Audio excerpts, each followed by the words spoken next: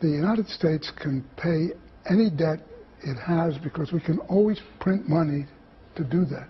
So there is zero probability of default.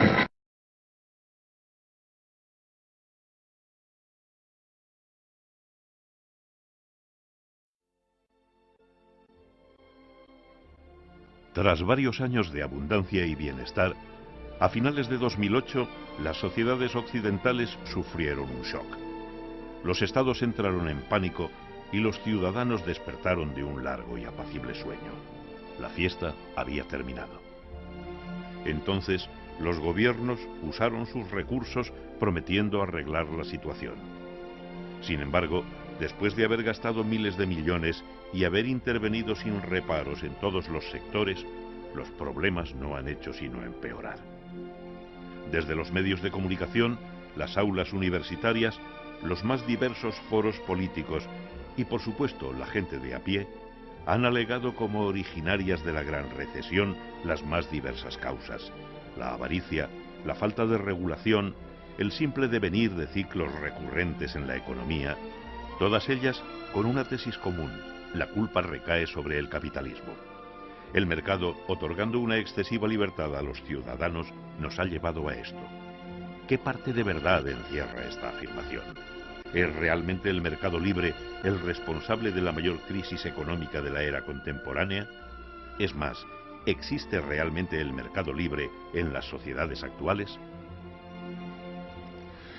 No vivimos en sociedades de mercado, vivimos en unas sociedades que son híbridos de libertad y de coacción. Todas las sociedades son así. Echarle la culpa de la crisis al mercado es ignorar la realidad. Esta es la realidad. La sociedad y la economía están muy intervenidas, particularmente en los sectores que entran en crisis, como fue la construcción y, por supuesto, el dinero.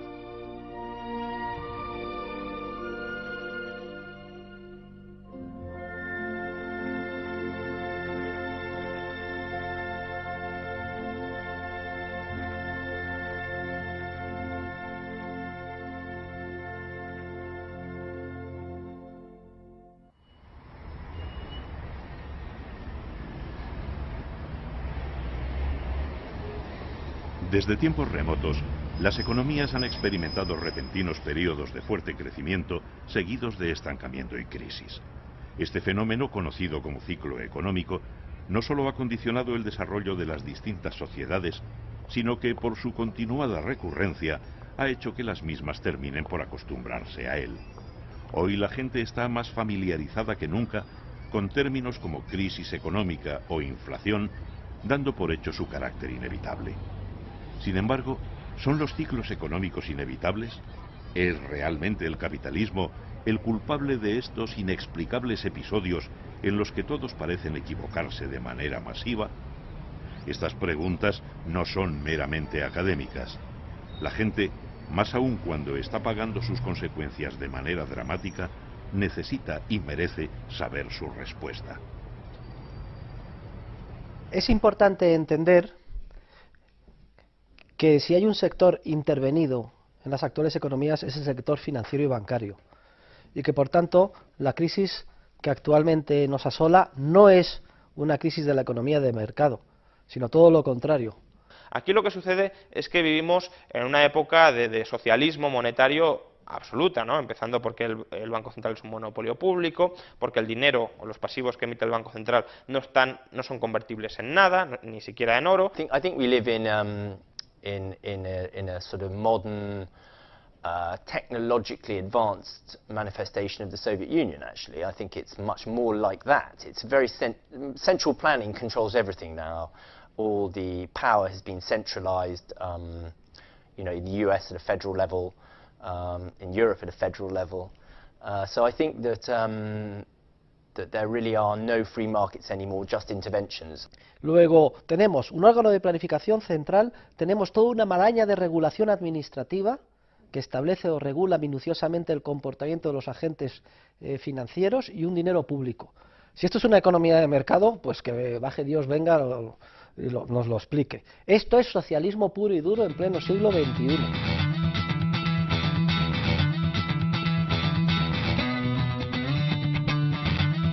Si el mercado libre no existe, es evidente que no puede ser culpable de los continuos ciclos de auge y recesión y en consecuencia de las crisis económicas. La mirada entonces tendremos que posarla en la tesis contraria, es decir, las crisis económicas son consecuencia de la intervención de los gobiernos en la economía.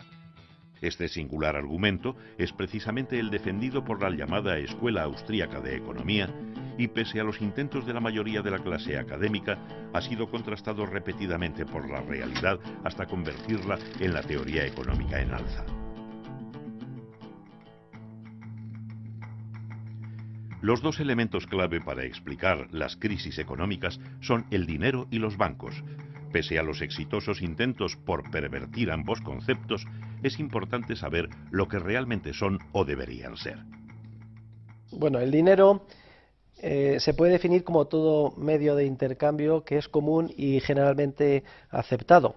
Y su papel en la sociedad es clave, porque es lo que permite hacer frente a la incertidumbre ineradicable respecto de lo que va a acontecer en el ámbito económico el día de mañana, en el futuro. Sin el dinero solo había trueque y eso reduciría muchísimo las cantidades de intercambio. Volveríamos a un nivel de subsistencia, cada uno producía la mayoría de las cosas para él solo, porque existe el problema de la doble coincidencia de necesidades, que yo tengo que buscar a alguien que tiene lo que yo quiero y a su vez esta persona tiene que querer lo que yo le puedo ofrecer. Entonces sin dinero es muy difícil. Money. Money makes the world go around, the world go around, the world go around. Money makes the world go around, it makes the world go round. No es exagerado decir que el dinero es la institución fundamental para el desarrollo de cualquier sociedad. Y para que surgiera no hizo falta ningún mandato coactivo por parte del poder político. Igual que otras importantes instituciones, como el lenguaje o la familia, el dinero surgió de un modo espontáneo al darse cuenta los individuos de que el trueque les suponía un enorme impedimento a la hora de realizar intercambios comerciales y de la consecuente necesidad de un medio indirecto que hoy conocemos como dinero. Tras una larga evolución, el medio elegido espontáneamente por los ciudadanos terminó siendo el oro, manteniéndose hasta entrado el siglo XX, cuando el poder político terminó aboliéndolo definitivamente a fin de sustituirlo por los actuales billetes de papel, un paso indispensable para consolidar el fraude en el que estamos inmersos. Los bancos son o deberían ser intermediarios de crédito para los ahorros de la gente. Reciben por un lado ahorros de muchas personas, a lo mejor cantidades pequeñas, y luego lo pueden prestar a empresas grandes cantidades o hipotecas, y así diversifican el riesgo y son intermediarios de ahorro y inversión. Los bancos son empresas cuya función, entre otras, consiste en servir de intermediarios entre los ahorradores y los inversores. A cambio de un tipo de interés, determinados ahorradores interesados en algo más que depositar simplemente su dinero, permitirían al banco que prestase sus ahorros a los inversores que éste considerase oportunos. Esta función de intermediación es clave en el éxito de cualquier economía, permitiendo canalizar grandes cantidades de ahorro hacia inversiones productivas. De hecho, cuando el vínculo entre ahorro e inversión se pierde, es cuando surge el fenómeno de los ciclos económicos. Ahora bien, si el banco solo puede prestar aquello que otros han ahorrado antes, ¿cómo es posible que este vínculo se rompa? Lo que pasa es que pronto los depositarios, es decir, los banqueros, se vieron tentados para incumplir digamos, las obligaciones tradicionales que los principios generales del derecho exigen en el caso del depósito. Y viendo que ese dinero estaba ahí ocioso, dijeron, ¿por qué no nos apropiamos de él si no hacemos ningún daño a nadie y lo utilizamos en nuestros negocios particulares? Sobre todo teniendo en cuenta que muy de vez en cuando el propietario original va a venir a demandar que se le devuelva el dinero que depositó. Y entonces surge lo que se conoce con el nombre de la banca con reserva fraccionaria, que es aquella que solo aguarda en su caja una fracción del dinero de verdad que se le ha que se le ha depositado. At the heart of it all, the big macroeconomic problem that we have is that banks are allowed to lend money into existence, to do it without any real practical limit, and that's created all this discoordination and the crisis and the collapse. So there's an enormous amount of suffering and injustice has been created by these banking institutions. I think it's one of the biggest moral questions of our time. Desde hace siglos, los bancos, debido al interés político, gozan del privilegio legal de la llamada reserva fraccionaria, pudiendo prestar el dinero de sus clientes al mismo tiempo que tienen la obligación de devolvérselo de forma inmediata en el momento que éstos lo reclamen. De este modo, el banco rompe el vínculo entre el ahorro y la inversión al verse privilegiado para poder prestar el dinero de cada uno de sus depositantes, lo quieran estos o no, expandiendo el crédito de forma artificial o, lo que es lo mismo, creando nuevo dinero. Así, cuando una persona deposita 10.000 euros en el banco, este, en vez de guardarlo todo, solo está obligado a guardar legalmente un 2%, pudiendo prestar a otro cliente el resto. Este cliente lo usará para, por ejemplo, comprar un coche. De este modo, el vendedor del coche ingresará este dinero en otro banco, que a su vez solo guardará el 2% y volverá a prestar el 98% restante en un proceso que podría repetirse hasta 50 veces. En nuestro caso, con una base de dinero efectivo de 10.000 euros iniciales, se llegaría a obtener una oferta de 500.000 euros, siendo este dinero de nueva creación la semilla que alimenta la crisis.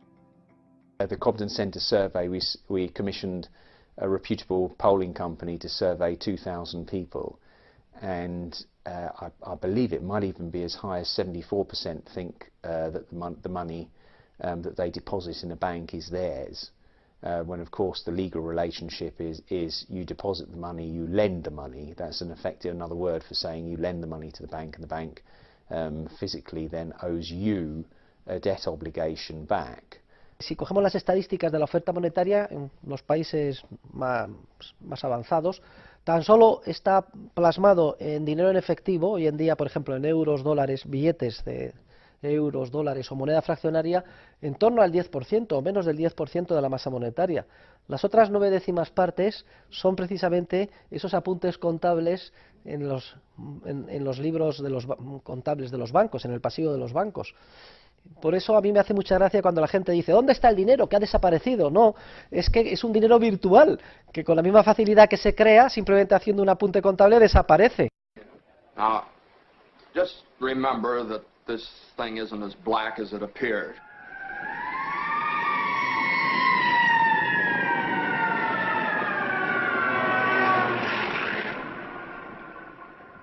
I have some news for you, folks. I was just talking to old man Potter, and he's guaranteed cash payments to the bank. The bank's going to reopen next week. But, George, I got my money here. Did he guarantee this place? Well, no, Charlie, I didn't even ask him. We don't need Potter over here. And I'll take mine now. No, but you're thinking of this place all wrong, as if I had the money back in a safe. The money's not here. Well, your money's in Joe's house. That's right next to yours. And in the Kennedy house, and Mrs. Maitland's house, and 100 others. La reserva fraccionaria era el esquema que utilizaban los bancos comerciales por excelencia, para expandir el crédito de manera insostenible. Eso, desde el siglo XIX, cuando teníamos patronoro, cuando el negocio bancario no estaba tan desarrollado como hoy, pues ha evolucionado bastante. Se sigue practicando, desde luego, porque los bancos que conocemos a pie de calle, los bancos comerciales, pues es su negocio fundamental más importante, pero ha habido innovaciones que están muy relacionadas con esto, que se basan en el mismo esquema de endeudarse a corto plazo e invertir a largo, que lo realizan otro tipo de bancos, por ejemplo los bancos de inversión. ¿Qué hacían los bancos de inversión antes de que desaparecieran todos en Estados Unidos? Pues algo muy parecido a lo que hacían los comerciales en el siglo XIX con la reserva fraccionaria. Emitían deuda a muy corto plazo, las llamadas operaciones repo. Yo emito deuda a unas horas, a un día, a una semana, y con el dinero que conseguían, a partir de esa deuda, la invertían en titulizaciones hipotecarias que obviamente vencían a 30 años. Con lo cual, ellos tenían que devolver el dinero cada día, cada semana, cada hora, pero el dinero ellos propiamente no lo recuperaban hasta dentro de 30 años. Con lo cual, ¿su estrategia cuál era? Bueno, pues me voy a ir refinanciando continuamente en el mercado. Si me vence a un día mi deuda, pues ese día digo, oye, ¿me prestáis a otro día? Y así pues voy encadenando hasta que o bien cobre la hipoteca o bien le venda a otro señor la hipoteca a un mayor precio, la titulización hipotecaria, a un mayor precio al que la he comprado. Entonces es básicamente el mismo esquema de funcionamiento, endeudarse a muy corto plazo e invertir a muy largo plazo. Pese a que no podamos establecer un punto claro en la historia a partir del cual comenzó a forjarse el fraude, es verdad que se encuentra un buen antecedente cuando en el año 1844, en Inglaterra, hartos de los continuos ciclos económicos de burbujas y recesiones, exigieron con la llamada ley de Peel un coeficiente de caja del 100% en dinero de verdad, que entonces era oro, en relación con la emisión de papel moneda.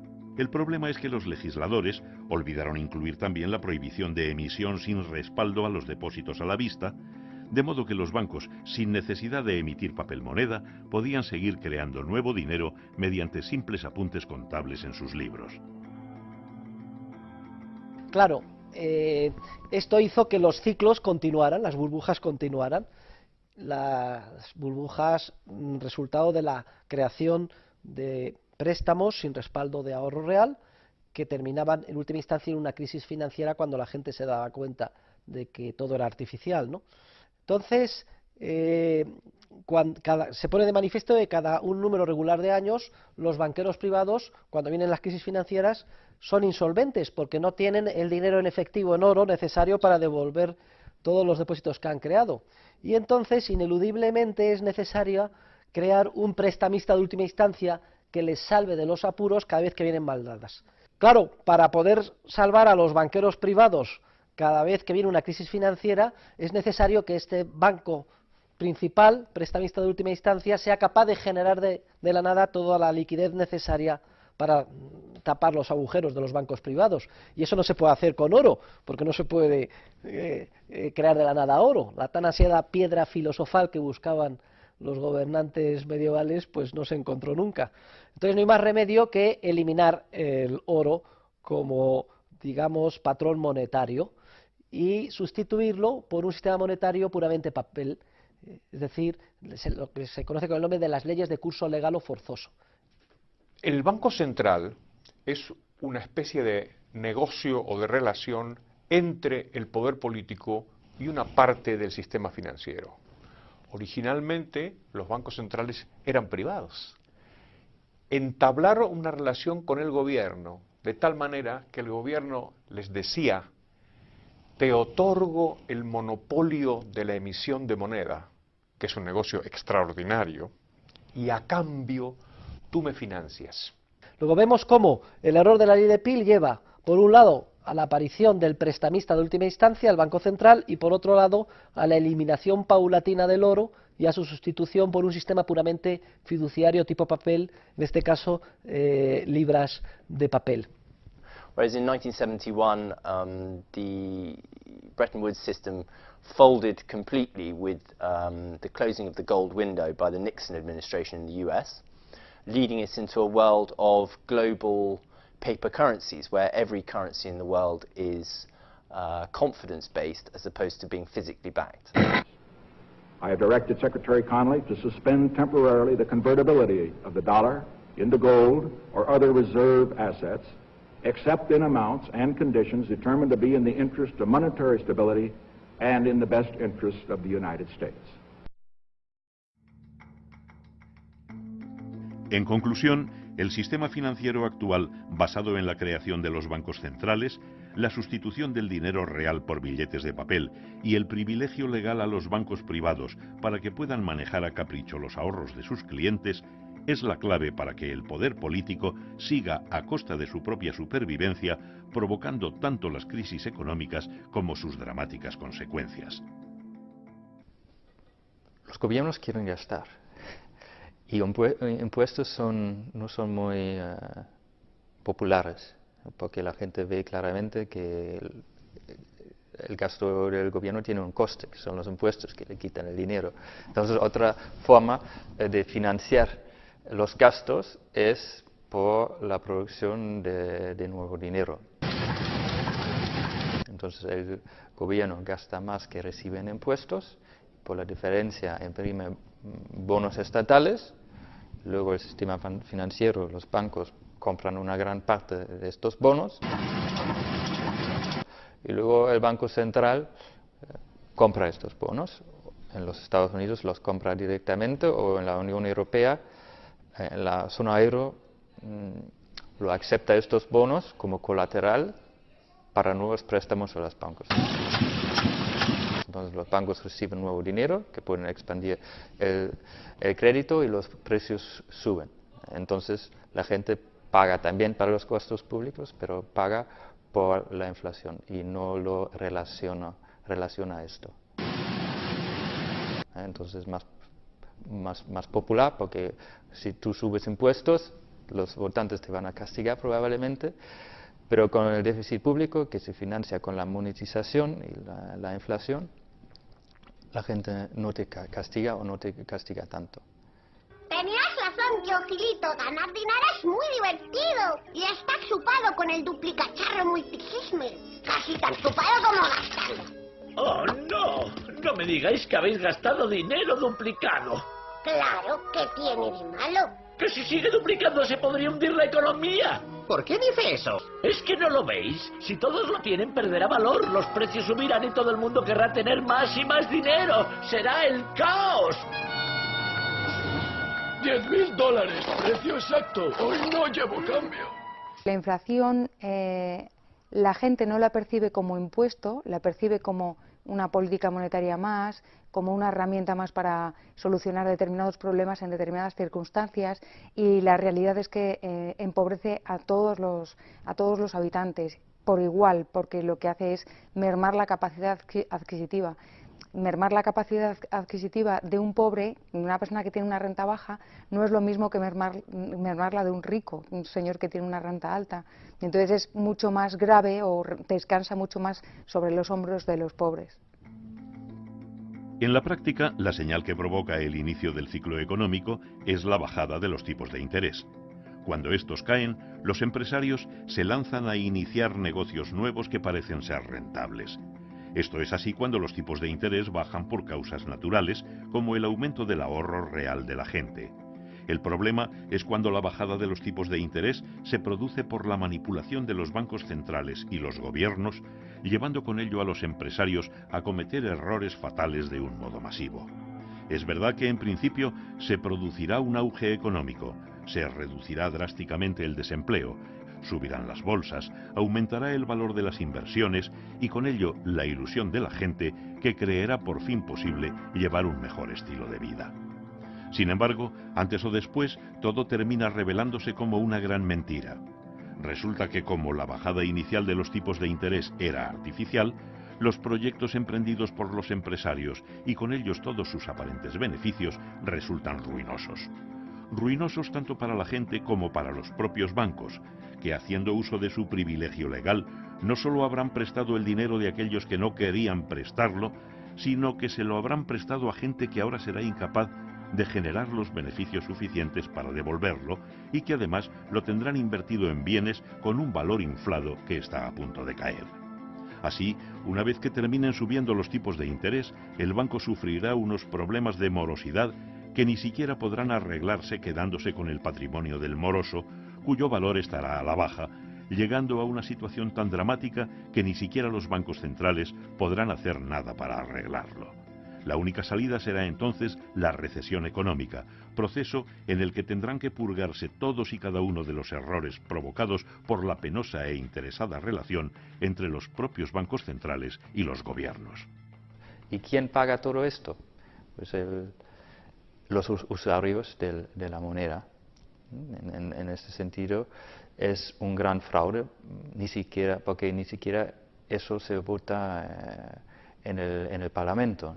Yo creo que después de la crisis financiera y de todas las consecuencias tan terribles sobre la economía real y las diferentes recesiones y todavía lo que nos queda por ver, uno de los mensajes que se ha lanzado es la culpa es de los mercados financieros, la culpa es del sistema financiero, pero la verdad es que es un sistema montado sobre dos pilares, ¿no? El sistema financiero por un lado, pero los gobiernos por otro, es decir, hay un acuerdo por debajo de la mesa que todo el mundo sabe y que todo el mundo participa en él, no la población, pero sí los agentes, los principales actores del sistema, y es un fraude para el resto de la población. La clave del sistema es que se trata de una especie de fraude legal, algo parecido a lo que es la seguridad social, que también es un fraude, pero es dentro de la ley. El sistema monetario es un sistema legal, tiene todos los plácemes de las constituciones y las leyes. Dentro de ese sistema es donde se generan unos procesos especulativos de burbuja y finalmente de crisis.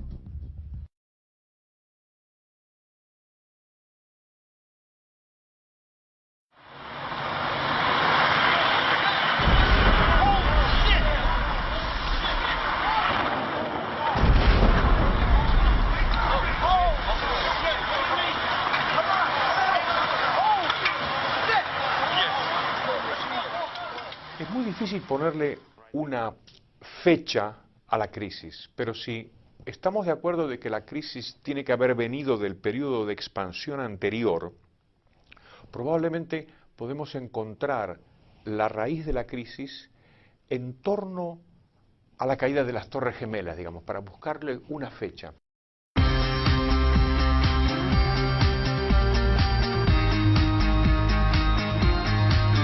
Para encontrar los orígenes de la Gran Recesión, debemos remontarnos a finales de los 90, cuando nos hallábamos inmersos en la llamada burbuja de las .com, provocada por las mismas causas que la actual. La bolsa de Estados Unidos llegó a su nivel más alto de la historia y las empresas tecnológicas prometían unos beneficios sin precedentes. Pero todo era una ilusión. Alan Greenspan, entonces presidente de la Reserva Federal, decidió acabar con aquella burbuja antes de que sus consecuencias fueran irreparables, y lo hizo de la misma manera con que antes la había provocado, manipulando los tipos de interés. Sin embargo, sus planes se vieron súbitamente alterados por los ataques terroristas del 11 de septiembre. Las medidas de Greenspan ni ayudaban a superar el trauma, ni facilitaban la rápida financiación que el gobierno americano necesitaba para emprender su nueva aventura militar.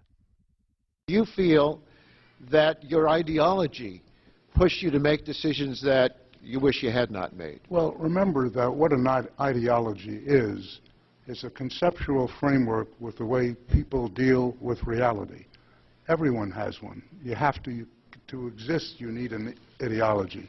The question is whether it is accurate or not. And what I'm saying to you is, yes, I found a flaw.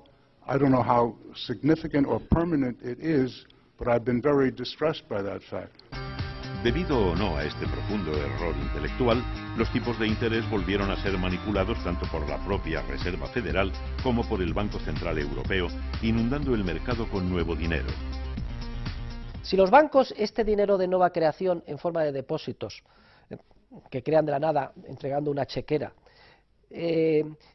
lo gastaran en bienes y servicios de consumo, hombre, esto distorsionaría, pero sería relativamente inocuo, solo afectaría o impactaría en el precio de esos bienes y servicios de consumo. El problema gravísimo es que el dinero de nueva creación lo prestan. Lo que leemos tantas veces en la prensa, de que hace falta que se abra el grifo del crédito. Yo cada vez que oigo eso me pongo nerviosísimo. Lo prestan como si el ahorro de la sociedad real hubiera aumentado, cuando de hecho tal cosa no tiene por qué haber sucedido. Entonces, si lo prestan, lo que están haciendo es poniendo a disposición de los empresarios capacidad de pago y enviándoles el mensaje o la señal de que deben de emprender procesos de inversión que deben de madurar en un futuro más lejano.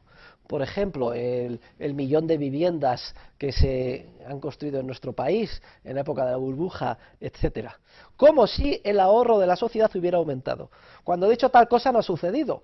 Los agentes económicos, las economías domésticas han seguido consumiendo al mismo ritmo que antes, incluso más. Y toda la financiación de esos préstamos ha sido nada más dinero de nueva creación, esos depósitos de nueva creación. Este es el proceso que los economistas austriacos llaman de expansión crediticia artificial, basada en la creación de dinero que hace posible el actual sistema bancario que opera con reserva fraccionaria, precisamente por este error cometido en la ley de Peel. Lo que hace bajar los tipos de interés y mantenerlos bajos durante mucho tiempo es atraer capital a las partes de la economía que tienen peor rendimiento, porque el retorno exigido se hace mayor simplemente por la parte de los intereses. Entonces, el sector inmobiliario es muy atractivo. Ya habíamos previamente explotado casi todas las burbujas en todos los sectores. En los años 80 tuvimos la burbuja en los bonos basura, en los junk bonds.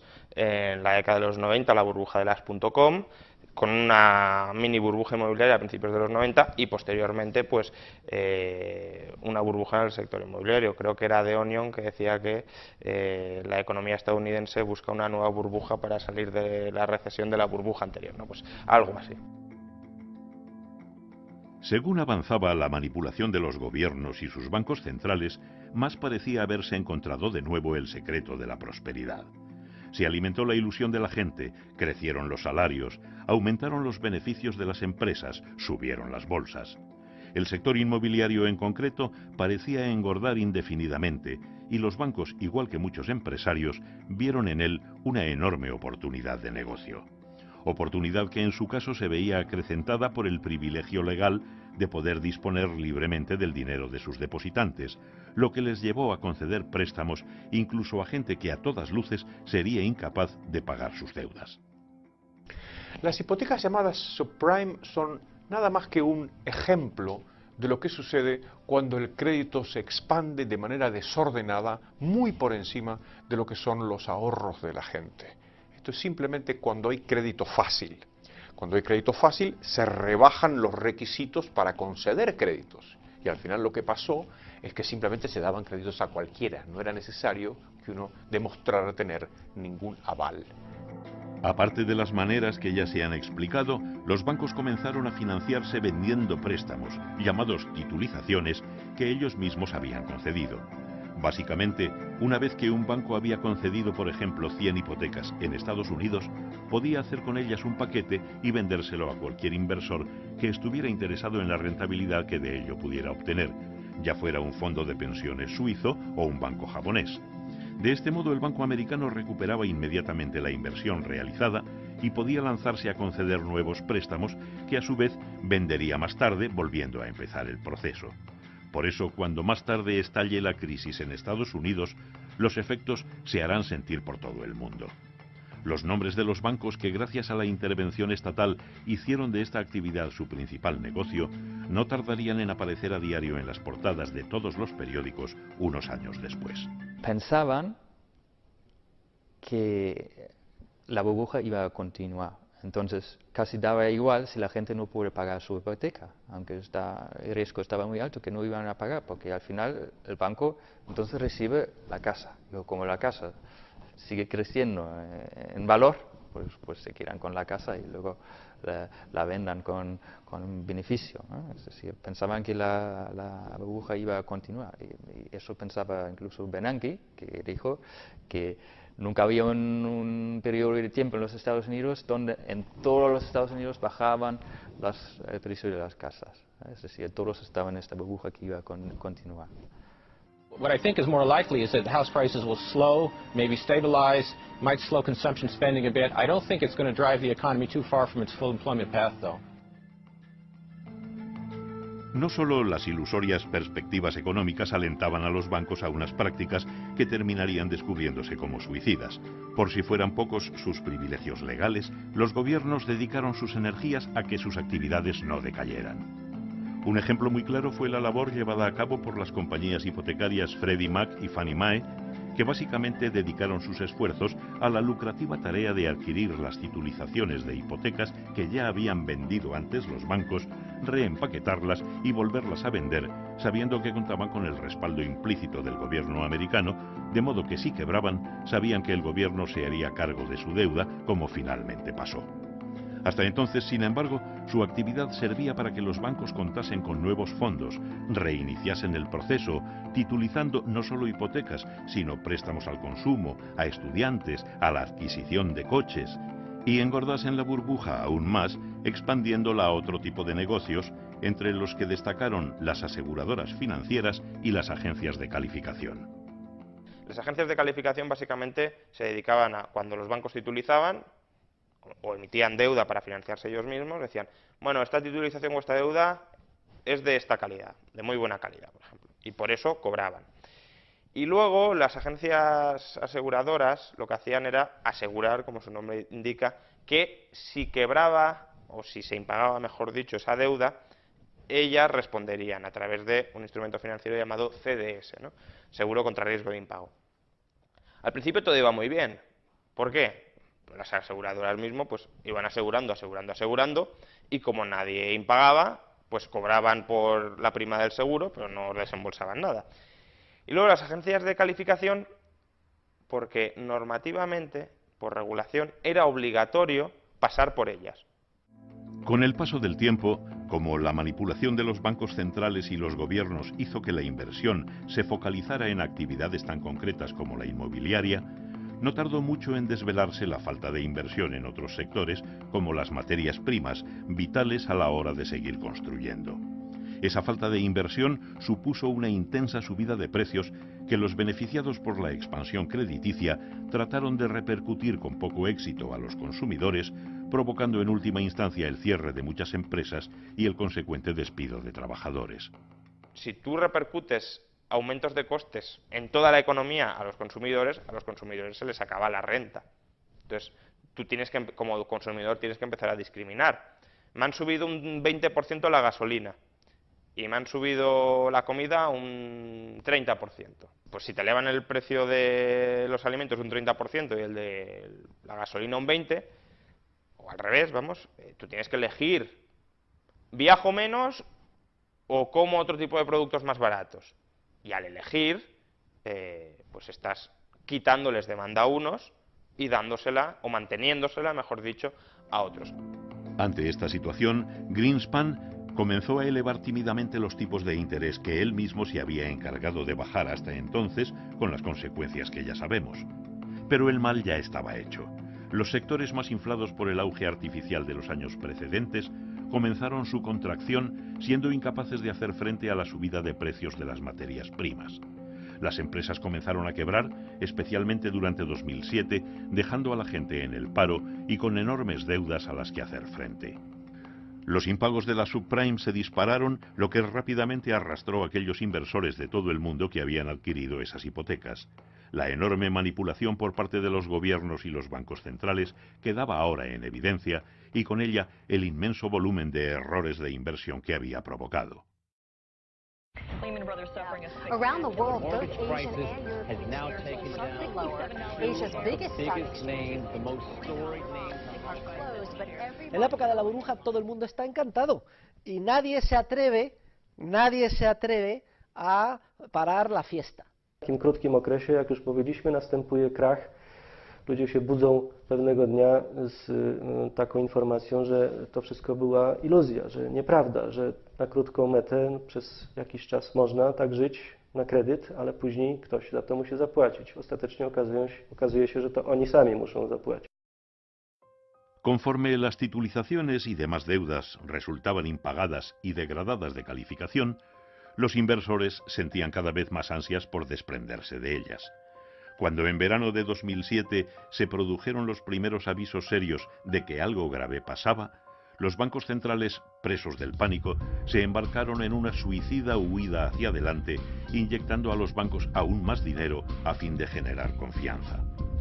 La Reserva Federal, ya con Bernanke a la cabeza, va aún más lejos, reduciendo en apenas 8 meses los tipos de interés del 5,25 al 2%, tratando de arreglar el problema del mismo modo con que antes se había creado.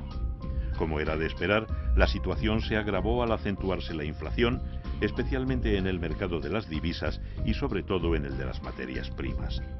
La conjunción del paro, la merma del poder adquisitivo, las regulaciones estatales y sobre todo la continuación de un ajuste de la estructura productiva que aún no había finalizado, provocaron que los impagos a los bancos continuaran creciendo hasta que a mediados de 2008 se produjo la primera quiebra sonada del sistema bancario estadounidense.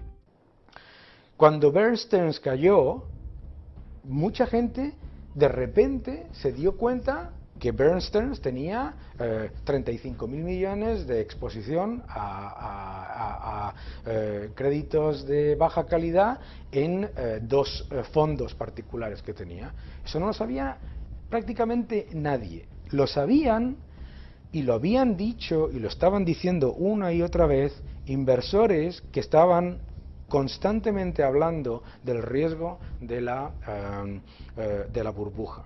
El problema de Bear Stearns, ¿cuál fue? Pues que empezaron a ver los inversores que su cartera de titulizaciones era de mala calidad. Tenía un impago, una ratio de impago muy grande.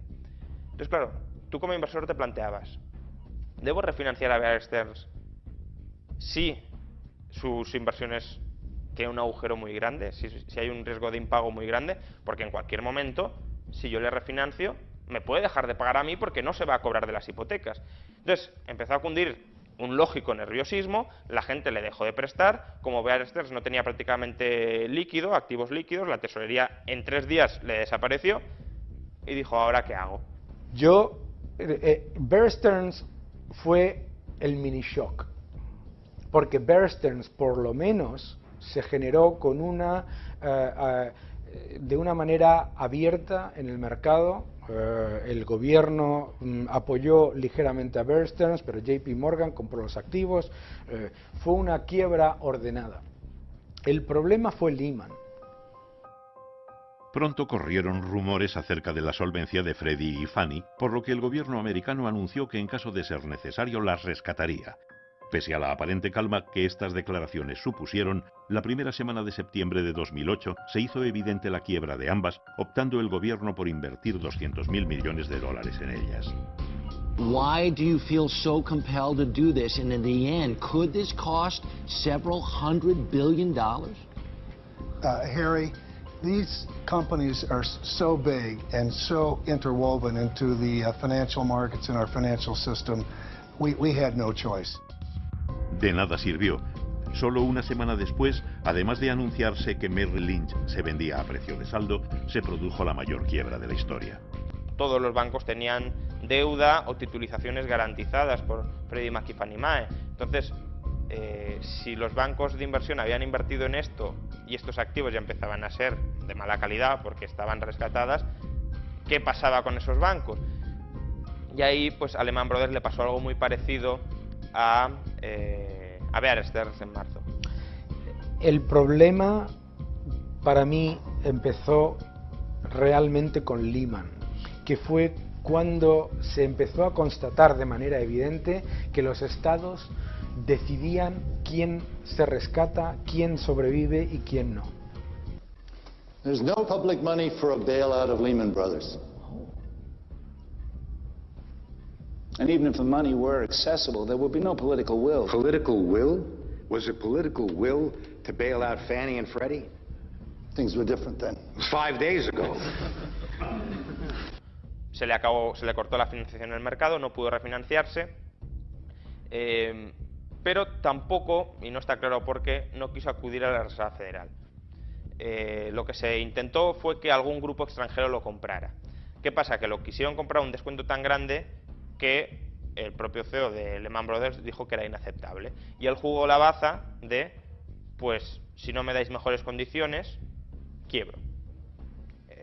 Él debía considerar que era una amenaza muy creíble. ¿Por qué? Porque era un banco too big to fail, ¿no? Era un banco que no se podía permitir que quebrara.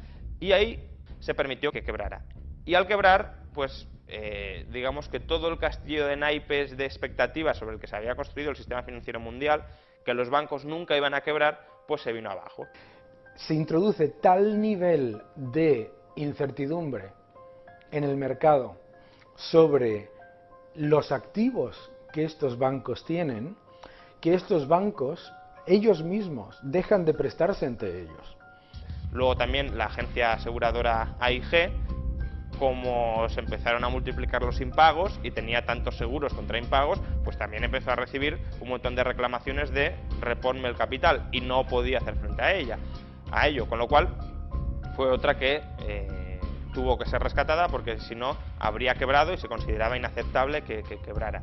Al final, ¿qué sucedió? Bueno, pues la Reserva Federal sostuvo el crédito a corto plazo. Solo prestaba a corto plazo la Reserva Federal, no como luego, que se ha puesto a comprar activos a 30 años, que eso es una barbaridad. Y bueno, aguantó el sistema. Y luego, el gobierno de Estados Unidos, por otro lado, lo que hizo fue recapitalizar los bancos con dinero público. que no es ni mucho menos la opción preferible, pero tampoco fue pues un disparate absoluto, porque en Estados Unidos afortunadamente el activo de los bancos tenía partes muy malas, pero también tenía partes relativamente aceptables, con lo cual a los pocos meses del rescate pudieron devolver todo el dinero. Ya digo, no fue la mejor opción, habría habido otras opciones mejores, pero no fue el disparate como se pudo hacer en otros países como Islandia, que quiso rescatar todo su sistema bancario sin tener ninguna posibilidad real para ello.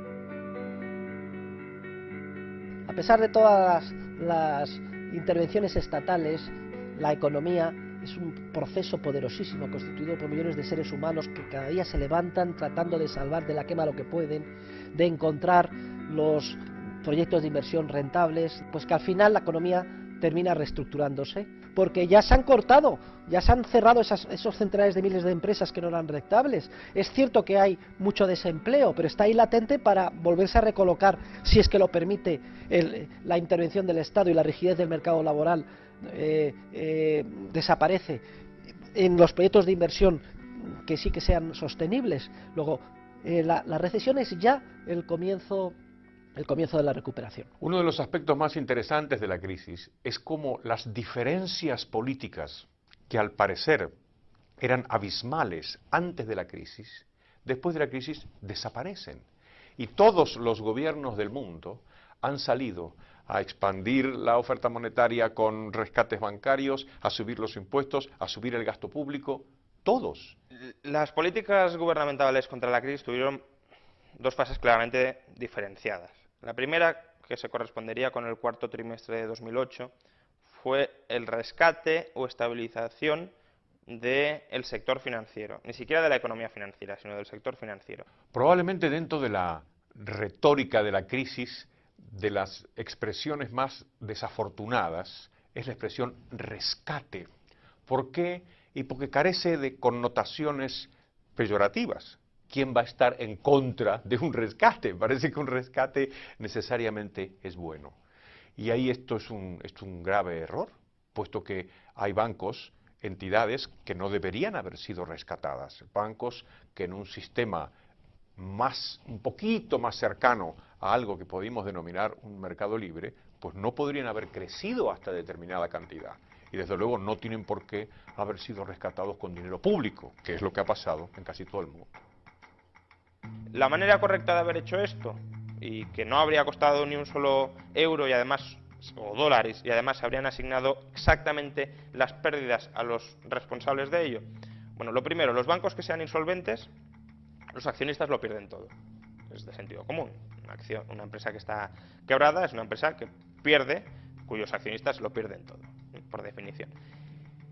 Luego, como tenemos un exceso de deuda sobre el activo, de pasivo sobre activo, que así se define la quiebra, sería cuestión de convertir una parte de esos pasivos en fondos propios.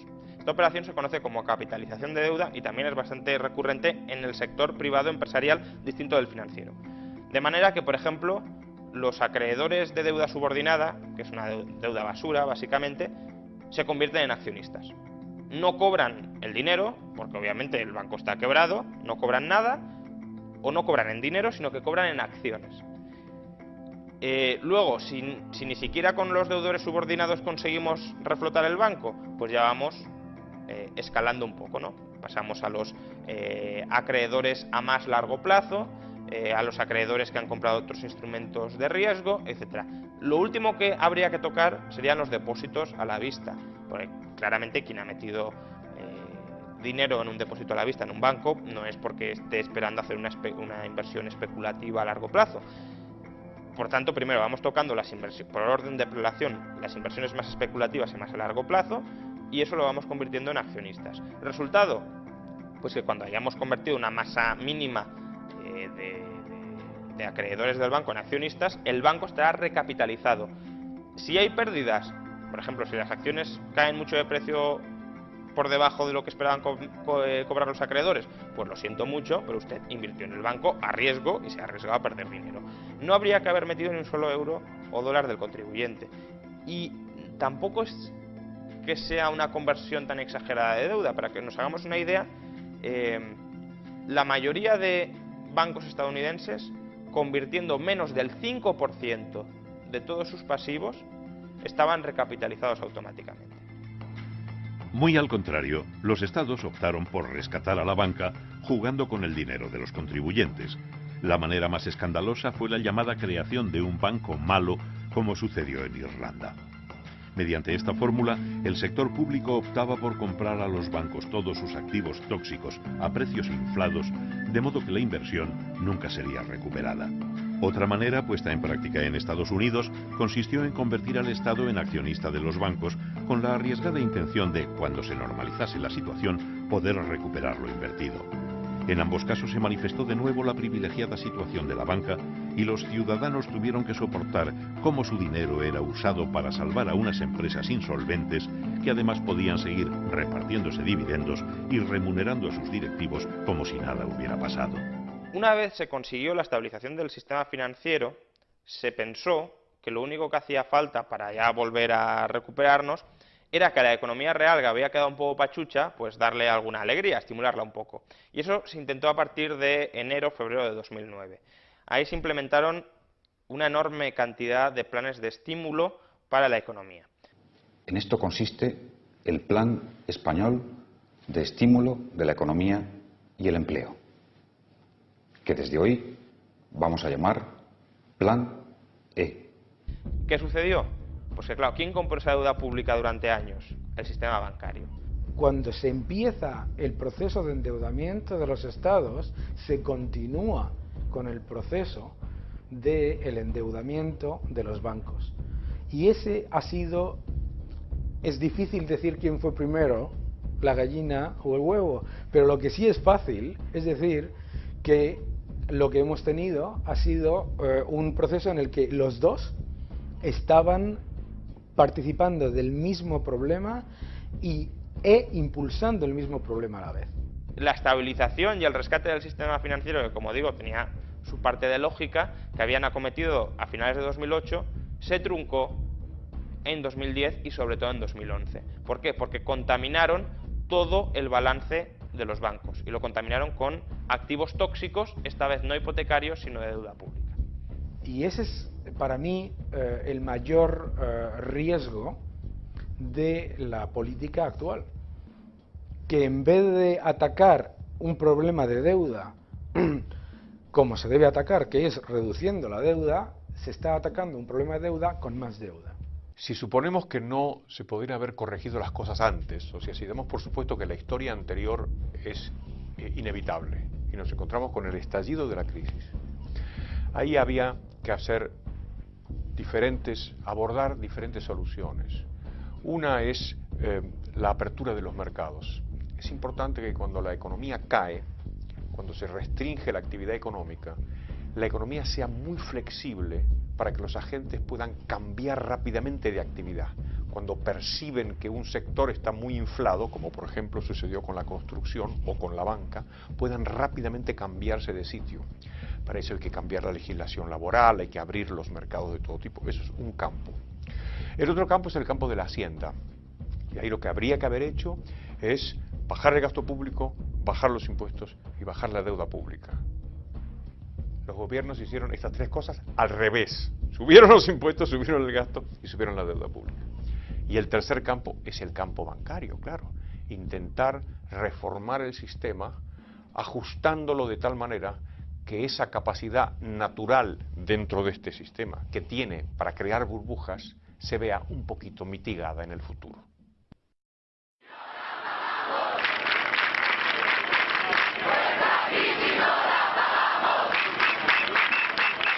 Pues la verdad es que yo soy de las personas cándidas que en un principio pensó que aquello era de alguna manera un movimiento de rebelión o por lo menos de expresión de descontento de la sociedad civil, y eso me habría parecido bueno, me parecía bueno en ese momento. Está muy bien salir a la calle y decir nos estáis tomando el pelo, pero hay que ser consecuente y no dejarse embaucar por las fuerzas políticas que te van a seguir prometiendo el oro y el moro, ¿no? Más grave aún que el desconocimiento económico de la gente es que las ideas más peligrosas, aquellas que nos han llevado a todos a sufrir la gran recesión, son precisamente las que abundan entre los supuestos intelectuales.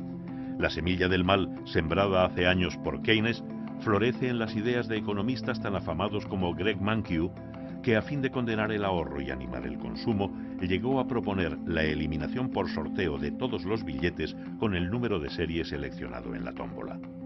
Medida apoyada por Paul Krugman, el economista que, fiel a sus ideas, en 2001 aconsejó crear la burbuja inmobiliaria y que, una vez estallada, lejos de reconocer sus errores, ha ahondado en ellos, llegando a alabar cosas como la guerra de Irak o la invención de una invasión extraterrestre.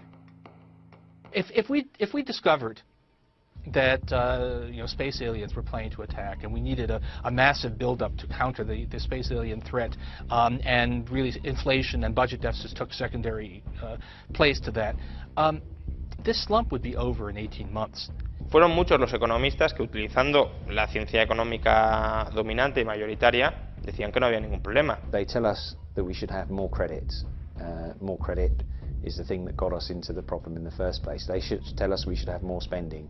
More spending was government spending was the thing that got us into the trouble. They tell us we should have more regulation, and it's all various different flavors of regulation. It doesn't really necessarily matter what it is. It's just more of it. And all these things have failed. Absolutely failed. Por tanto, si ha fracasado toda la ciencia económica que prescribía soluciones y que no anticipaba problemas, es porque hay una crisis de paradigma, que hay que aportar, incorporar nuevas ideas que reemplacen a las viejas que se han demostrado fallidas. Jednym słowem, Austriacy ukazują przykrą prawdę, są takim posłańcem, którego lepiej uciszyć, a jeśli już nawet nie wyeliminować z gry, to po prostu lepiej uciszyć, bo oni psują dobrą zabawę. Dobrą zabawę przede wszystkim rządom, prawda, które jakoś sobie poradzą zawsze. Recuerdo que Hayek me dijo a mí en una entrevista que Keynes era un hombre muy inteligente, pero no era un buen economista. Y la verdad que si uno analiza sus teorías, ve que son bastante deficientes, y así lo han hecho pues varias escuelas de pensamiento.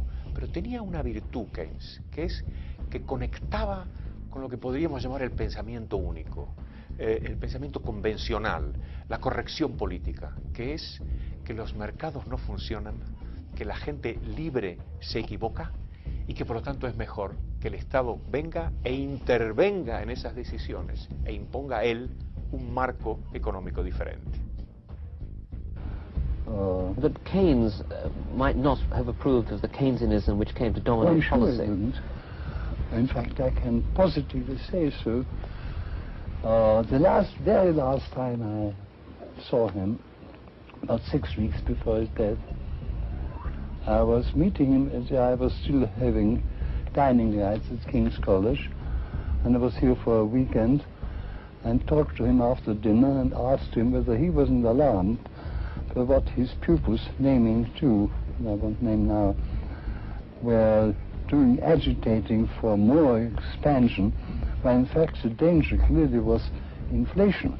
He completely agreed with me and assured me my theory was frightfully important in the 1930s with the question of combating deflation. Trust me, if inflation ever becomes a danger, I'm going to turn public opinion around like this. 6 weeks he was late. Later he was dead and couldn't do it. I think he would have been fighting the inflationary policy. Antes de eso, Keynes ridiculizó las críticas de economistas como Hayek respecto de que sus políticas inflacionarias serían ruinosas en el largo plazo. En su famosa respuesta se burló de ellos diciendo que en el largo plazo todos estaremos muertos. Pero ahora Keynes está muerto y nosotros estamos vivos viviendo su largo plazo. Las ideas defendidas por la Escuela Austríaca de Economía se han visto una vez más confirmadas por la realidad. y solo atendiendo a sus recomendaciones seremos capaces de no volver a caer de nuevo en los mismos errores que han generado la gran recesión.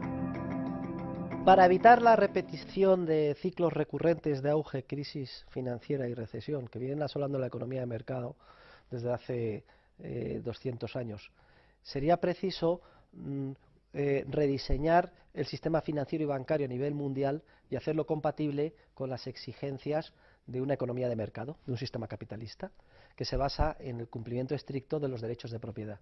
Y esto implicaría 3 reformas. En primer lugar, completar la ley de Peel allí donde quedó incompleta, es decir, exigir también el coeficiente de caja del 100% para los depósitos a la vista y equivalentes. Cuando digo equivalentes es porque la banca también vende muchos depósitos supuestamente a plazo, pero que en realidad te dicen sottovoce que los puedes retirar sin penalidad cuando quieras.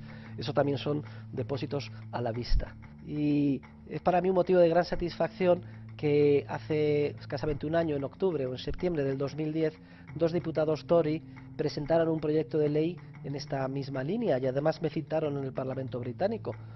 Perhaps instead we should now begin to listen to those economists who saw the credit glut that preceded the crash as the problem. The Cobden Centre, the Von Mises Institute, Herta de Soto, they all grasped that it was the overproduction of bogus candy floss credit before the crunch that gave rise to the credit crunch. It's time to take seriously their ideas on honest money and sound banking. Now, the Keynesian monetarist economists might recoil in horror at the idea. Their orthodoxy holds that without these legal privileges for banks, there would be insufficient credit. The oil that keeps the engine of capitalism working, they say, would dry up. The machine would grind to a halt. Not so. Under my bill, credit would still exist, but it would be credit backed by savings. In other words, it would be credit that could fuel an expansion in economic capacity that was consummate with savings or deferred consumption. It would be, to use the cliché of our day, sustainable. My bill would give account holders legal ownership of their deposits unless they indicated otherwise when opening the account. There would, in other words, henceforth be 2 categories of bank account: deposit-taking accounts for investment purposes and deposit-taking accounts for storage purposes. With a choice between the new storage accounts and investment accounts, no longer would private individuals find themselves co-opted as unwilling, indeed unaware, investors in madcap deals in credit instruments few of the bank's own boards seem to even understand. It's an amazing thing just how few members of Parliament in the UK really understand the monetary system. It's such a fundamental institution in a society based on the division of labour, and yet most members of Parliament don't study money. Even members of Parliament who are good economists don't usually study the institution of money itself and the real details of the way banking works. La segunda medida esencial sería acabar con el órgano de planificación financiera, es decir, este que hemos denominado Banco Central. Los bancos centrales ya no serían precisos con un coeficiente de caja del 100% como prestamistas de última instancia, ya no habría que proteger a la banca. Si en cualquier caso de pérdida de confianza, cuando fueran los depositantes a por su dinero, siempre estaría allí. Por tanto, ya no sería preciso. Y además dejarían de actuar de manera perversa, como actualmente están actuando cuando pretenden fijar el tipo de interés. Es imposible que acierten en el tipo de interés adecuado. Esto es algo que solo de manera espontánea tiene que fijar el mercado. Y mucho menos la oferta monetaria, sin conocer datos sobre cómo evoluciona la economía y la demanda. Es imposible que puedan hacerse con esa información. Conseguiríamos, por tanto, eliminar el último bastión del socialismo que ha quedado después de la caída del muro de Berlín, que son los bancos centrales. Aparte de otros efectos positivos de secundaria importancia, es que los miles de funcionarios de enorme valía que ahora pierden su tiempo en hacer daño a través de sus oficinas, pues pasarían al mercado libre y a producir bienes y servicios de calidad valorados por los consumidores y no como ahora. Luego, la segunda medida sería acabar con los bancos centrales. Y en tercer lugar, la tercera medida responde a la siguiente pregunta: ¿quién se ocuparía de la base monetaria? Y lo que propongo es la reintroducción del patrón oro, un patrón oro clásico con coeficiente de caja del 100%. El stock mundial de oro ha venido creciendo en torno al 2% al año y además tiene la ventaja de que el oro no se puede manipular ni crear al antojo de los gobernantes. El oro supone una especie de corsé que disciplina la acción de todos los agentes que participan en una sociedad y en el mercado. Por eso el oro es una institución esencial, tan importante para el avance de la civilización. I think the average worker would be very much supported by a gold standard, or rather by a disciplined monetary system, because the purchasing power of his money will not be diluted on an annual basis. In other words, he will be able to buy the same amount of goods and services, and potentially even slightly more goods and services on an annual basis. Effectively, what it does is remove the stealth effect of inflating the money supply.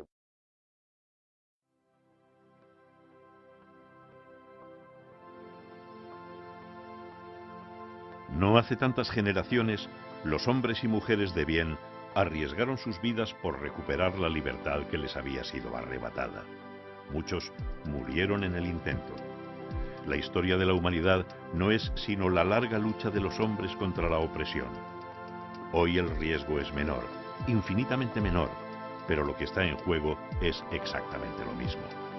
Hemos visto cómo los individuos han enfrentado multitud de crisis a lo largo de la historia, y de todas ellas han salido con un poder político más fortalecido. ¿Hasta cuándo seguiremos cometiendo el mismo error? Tenemos la obligación moral de conquistar para siempre la libertad. Es nuestro momento. Y separar completamente el poder político de las finanzas es el paso fundamental para conseguirlo. Solo así alcanzaremos la verdadera libertad, y con ella la paz y la prosperidad. De nosotros depende. Lo único que me temo es que una vez que con grandes dificultades hayamos salido del pozo y la economía ya se haya recuperado y el desempleo se haya absorbido, es que, igual que en el pasado, se reiniciará el proceso de nueva expansión crediticia, nueva euforia, etapa de burbuja especulativa y de nuevo otra crisis financiera y otra recesión.